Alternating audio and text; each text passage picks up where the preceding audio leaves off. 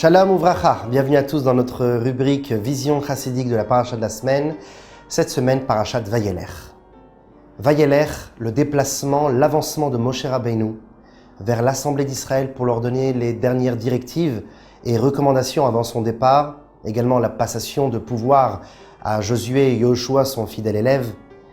Ce Shabbat Vayelech est souvent lu pendant la période des 10 jours de Teshuvah, c'est-à-dire la période entre Rosh Hashanah et Yom Kippour. 2 jours de Rosh Hashanah, puis 5 jours de Yom Kippour.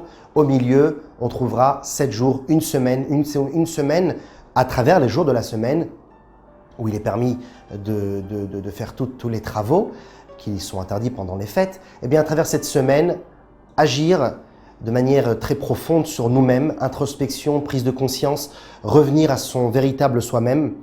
Ce Shabbat qui précède le Yom Kippour cette année se nomme Shabbat Shuvah, le Shabbat du retour, ou Shabbat Teshuvah, également dans le livre des lois, Shulchan Aruch, on trouvera également ce deuxième terme que l'on expliquera un peu plus tard dans notre cours. Aujourd'hui, nous apprendrons ensemble quelques points sur le rapport extraordinaire qui existe entre le sens du Shabbat et le sens de la Teshuvah. Car le retour est exprimé à travers le Shabbat que nous vivons chaque semaine en réalité.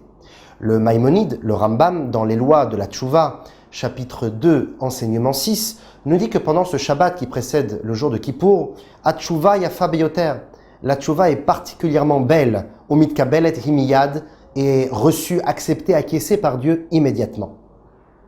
Ce Shabbat de Vayelech se trouve, comme on l'a dit, donc dans les 10 jours de Teshuvah, mais en réalité propose ici la dimension la plus extraordinaire, la plus profonde, la plus élevée de la Teshuvah. En effet, pendant les jours de la semaine, nos sages nous disent que la Teshuvah pratiquée pendant les jours de la semaine se nommera une Teshuvah Tata'a, selon les termes de la Kabbalah. Un repentir inférieur, un repentir qui est adapté à l'homme, mais qui passe à travers une mélancolie, une souffrance de ce qu'on a pu faire de négatif à travers toute l'année passée, un remords profond, une tristesse qui peut nous habiter et faire prendre conscience à l'homme de son éloignement de Dieu.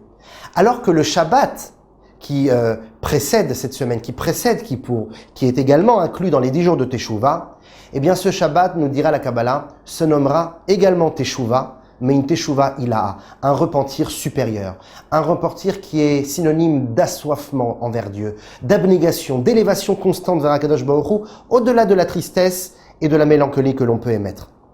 Comme on le sait, le Shabbat bénit tous les jours de la semaine. À travers le Shabbat, eh bien, nous recevons toutes les énergies nécessaires pour chacun de nous au travers de notre vie pendant 6 jours de travail de la semaine. Puisque Yom Kippour tombera en plein milieu de la semaine, c'est-à-dire que le Shabbat qui le précède bénit également Yom Kippour. Donc en quelque sorte, le Shabbat qui précède Yom Kippour, notre Shabbat de Vayelech, possède une élévation, une supériorité au niveau de la Teshuvah, même sur Yom Kippour. Comme on le sait, le mot Shabbat possède les lettres, lorsque l'on les inverse, du mot Teshev, retour. Parce que à travers les 6 jours de la création, l'homme est attaché à la matérialité de ce monde, au physique, au travail, et peut à travers cela s'éloigner de Dieu, s'éloigner de son fort intérieur qui est l'âme divine, le spirituel. Le Shabbat, c'est un ressourcement, c'est revenir à ses sources profondes, revenir au véritable soi-même, au plus profond de son âme. C'est la raison pour laquelle le Shabbat bénit la semaine, parce que le Shabbat, c'est la prise d'énergie, le don de force pour nous au quotidien avec la semaine qui va suivre. D'ailleurs, comme on l'a dit, puisque le Shabbat qui bénit Kippour cette année est supérieur à Kippour, nous voyons cela à travers l'idée même de la Teshuvah de Kippour et l'idée même de la Teshuvah à travers Shabbat. En effet, la Teshuvah de Kippour, c'est une Teshuvah qui est détachée de ce monde. Une Teshuvah qui sera pratiquée à travers une mortification du corps. Nos sages nous disent que le fait de ne pas manger, de ne pas boire, de ne pas se laver, de ne pas porter de chaussures qui peuvent nous mettre à l'aise pendant cette fête, eh bien, c'est de pouvoir mortifier le corps, de ne pas prendre plaisir de la matière.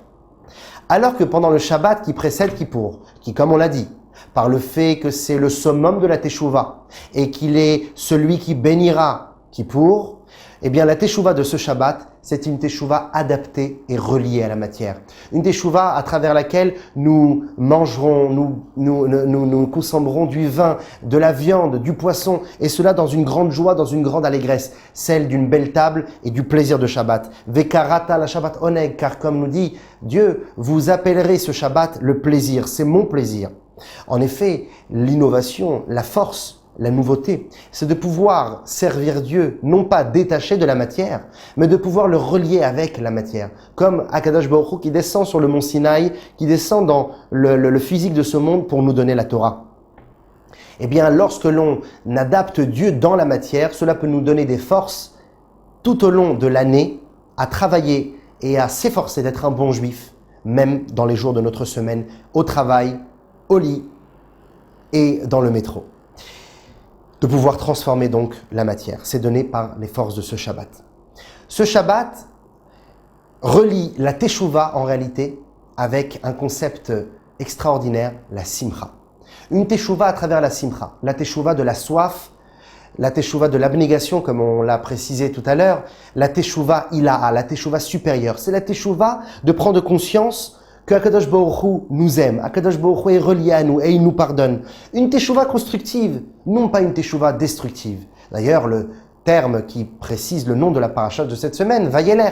Pourquoi nous dire que Moshe Rabbeinu, pour parler aux enfants d'Israël, comme il l'a fait à l'accoutumée de nombreuses fois dans la Torah nous précise ici Vayeler, il s'en va. Parce qu'ici, Moshe Rabbeinu nous précise que la teshuva de ce Shabbat doit être une teshuva de mehaler, une teshuva constructive, d'élévation, d'avancement, afin d'être heureux de premièrement pouvoir faire une mitzvah dans la joie, car la teshuva est l'une des 613 mitzvot.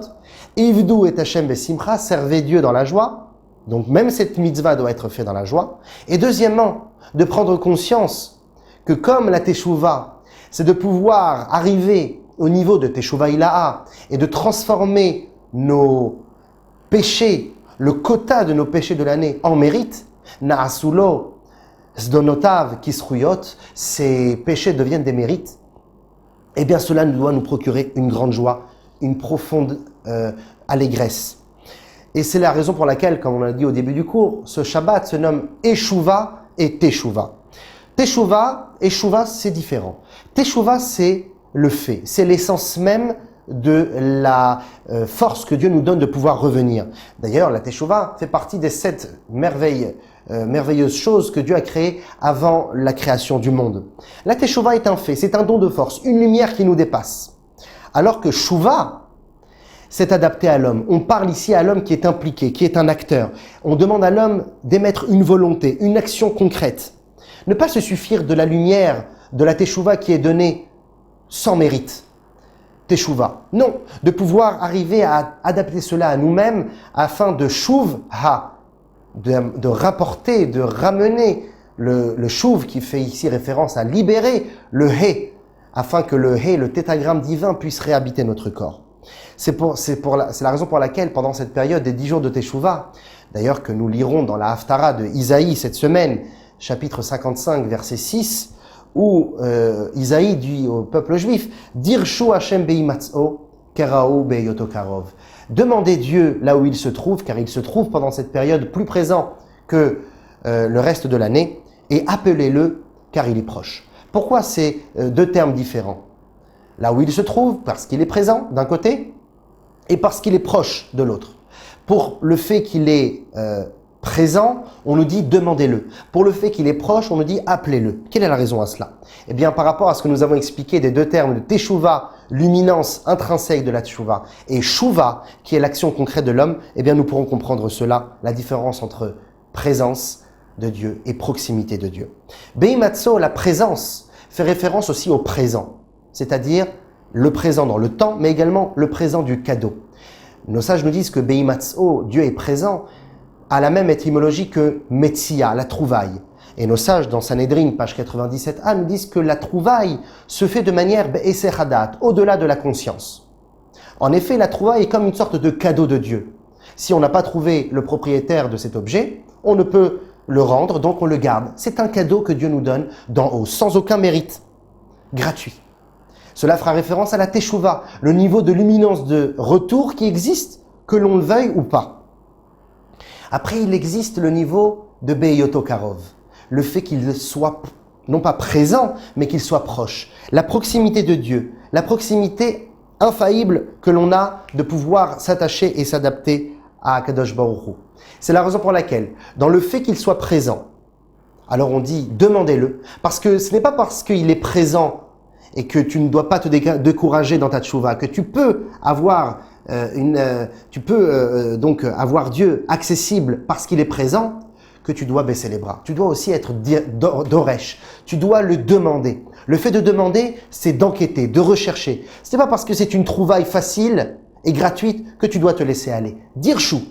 Alors que pour le fait qu'il est proche, la proximité de Dieu, alors là, on arrive à un niveau beaucoup plus profond, beaucoup plus intime avec Dieu. Et là, non seulement on le demande comme une enquête, mais on l'appelle. Le fait de l'appeler fera référence ici à une intimité avec Dieu. Teshuva et Shuva. Shuva, le fait de rendre l'homme un acteur dans sa Teshuva, fera référence ici à Beyoto Karov. Le fait d'être proche de lui concrètement et de pouvoir l'appeler. On trouve cette idée également dans le pasouk de notre paracha, un pasouk qui peut sembler terrible. Chapitre 31, verset 17, où Akadosh Baruch Hu nous dit, puisque les 4 dernières parachiotes de la Torah, Vayelech est la deuxième parmi ces 4 dernières parachiotes, à nous donner des recommandations, mais également des réprimandes sur toutes nos avérotes passées et des avertissements sur celles qu'on pourrait faire dans le futur. Et Dieu nous dit que si on se détache de son droit chemin, Vechara api, ma colère se déversera sur vous. Va'azavti, mais je vous laisserai. Ve'istarti panai mehem, et je voilerai ma face de vous. Des paroles très dures, où non seulement Hachem se met en colère contre nous, mais même voile sa face. Comment expliquer cela par rapport à la Teshuvah et la Simcha que nous devons avoir, la joie pendant ce Shabbat? Eh bien, la joie en découlera de cette façon. Si on fait attention aux mots, il n'y a pas marqué ici que Dieu n'est pas présent, que Dieu ne nous écoute pas, que Dieu ne nous voit pas. Il est écrit ici que Dieu nous donne une sorte d'imagination qu'il n'est pas présent. Nous avons l'impression qu'il n'est pas là, car Dieu voile sa face, mais il est là, dans la peine et dans la joie. Kadosh Baruch Hu est constamment ici, et il nous aime. La Kabbalah nous donne l'exemple suivant d'un père qui est constamment avec son fils, mais qui ne s'occupe pas de lui. Un jour, le père prend l'initiative de s'occuper de son enfant et de lui apprendre à marcher. Alors le père va se cacher derrière un mur et il va se détacher de son fils.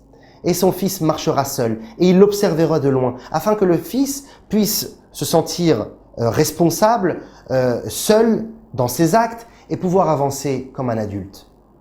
Alors dans le premier cas où le père était tout le temps avec le fils, il était avec lui, certes proche, mais cette proximité était fictive. Cette proximité n'était pas véritablement adaptée à l'enfant. Alors que quand le père se cache derrière le mur, c'est vrai qu'il est loin de l'enfant. Mais maintenant, il l'observe dans tous ses faits et gestes parce qu'il est en train de l'éduquer. Il est en train de lui dire, je me suis écarté, je me suis istar tzipanaï, que j'ai voilé ma face afin que tu prennes conscience et que tu puisses revenir. C'est la raison pour laquelle Akadosh Baruch Hu se détache. C'est pour ça qu'il se voile dans la matière, afin que nous puissions le rechercher, afin d'être d'oresh, de le demander, et d'arriver au niveau summum du Shuva, de l'appeler Karo ou Beyoto Karov. Et cela doit nous procurer la plus grande des joies, afin d'arriver à ce jour magnifique de Yom Kippour, qui n'est pas un jour de tristesse, mais un jour, comme nous disent nos sages dans le Talmud, l'un des jours les plus joyeux d'Israël, où les jeunes filles sortaient dans les champs et demandaient à se marier. Le jour de Kippour, qui est Kippourim, comme le jour de Purim. Ce jour du grand pardon, où Akadosh Baruch Hu pardonne nos fautes et nous aime, car Be'aitsumo shel yom mechaper, le jour même, l'existence même du jour, intrinsèquement, pardonne le peuple juif. Et cela nous amènera à la joie éternelle, la joie immuable, la joie pour la fin des temps de Mashiach, Bezrat Hashem, très bientôt, à nos portes. Shabbat Shalom.